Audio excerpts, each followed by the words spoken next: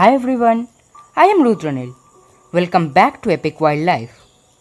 Today's topic is small but powerful birds. Hope you like it. 1. Common tailor bird. Common tailor bird's scientific name is Orthothomus citorius. It feeds on insects, small fruits, berries, nectar, etc. Their nest is very interesting and is constructed by sewing the edges of a large leaf. In spite of its small size, it can sound louder than an alarm clock. Isn't that interesting? 2. Black-throated sunbird.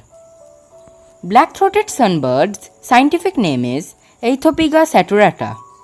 It is found in Indian subcontinent and regions of Southeast Asia. Natural habits of it include both tropical and subtropical.